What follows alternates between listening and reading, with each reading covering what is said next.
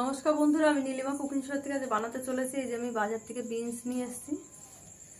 এই বিনস দিয়ে আলু দিয়ে মাছের ঝোল করবো। এই যে আমি রুই মাছ নিয়ে এসেছি। এই রুই মাছ দিয়ে আলু দিয়ে আর বিনস দিয়ে মাছের ঝোল করবো পাতলা, সঙ্গে কাঁচা লঙ্কা চিড়ে দেবো। আর অন্য কোনো মশলা দেবো না, আদা জিরা বাটা দিয়ে আমি একদম পাতলা মাছের ঝোল করবো। আমি এইভাবে সব বিনসগুলোকে কেটে নেবো। এখন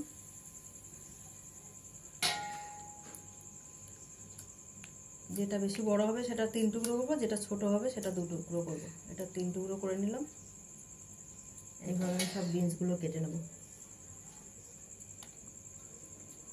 কড়াইটা বসিয়ে দিয়েছি, তেলটা দিয়ে দিচ্ছি, গরম হতে থাকুক। আর এদিকে আমি মাছে নুন হলুদ মাখিয়ে নিই।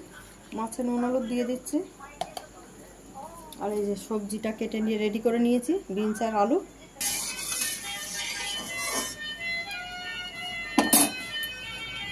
তেলটা গরম হয়ে গেছে, এবার আমি দিয়ে দিচ্ছি এক এক করে মাছগুলো।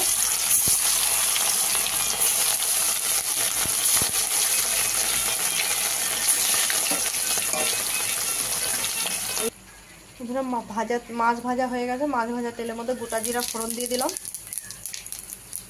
এবার আলু আর বিনস দিয়ে দেবো।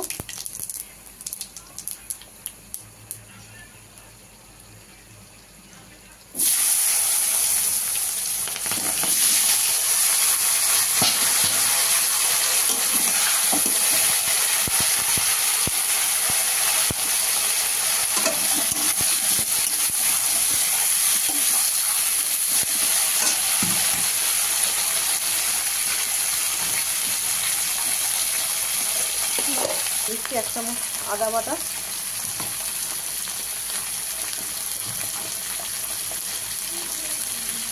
দিয়ে দিচ্ছি 3 চামচ ধনে জিরের গুঁড়ো,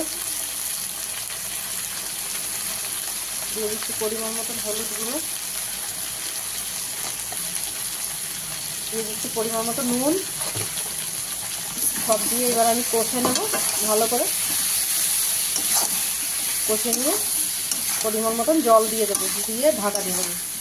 এবার আমি দিয়ে দিচ্ছি পরিমাণ মতন জল।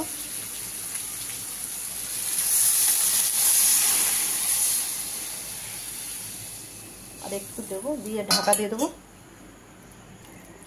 এবার আমি দিয়ে দেবো ঢাকা। ঢাকা দেওয়া থাক, ফুটবে, তারপরে মাছটা। কাঁচা লঙ্কাটা দিয়ে দিলাম। আর দিয়ে দিচ্ছি ভেজে রাখা মাছটা, দিয়ে এবার ঢাকা দিয়ে দিচ্ছি।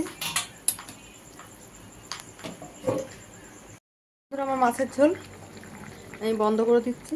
বিনস আলুর পাতলা মাছের ঝোল আদা জিরা বাটা দিয়ে খুব সুন্দর হয়, খুব টেস্ট হয়। আপনারা চাইলে এরকম বাড়িতে বানিয়ে খেয়ে ট্রাই করে দেখতে পারেন। আর নীলিমা কুকিং শোটিকে ইউটিউবে আপনারা সাবস্ক্রাইব, লাইক, কমেন্ট, শেয়ার করে দেবেন। আর ফেসবুকের বন্ধুরা আপনারা লাইক, কমেন্ট, শেয়ার করে দেবেন। আর নীলিমা কুকিং শো বলে পেজ খোলা আছে, সেখানে ফলো করে লাইক, কমেন্ট, শেয়ার করে দেবেন। আর এই পাতলা মাছের ঝোল শরীরের পক্ষে গরমে ভীষণ উপকার, তার জন্য বানাই। খুব ভালো লাগে খেতে, খুব টেস্ট হয়।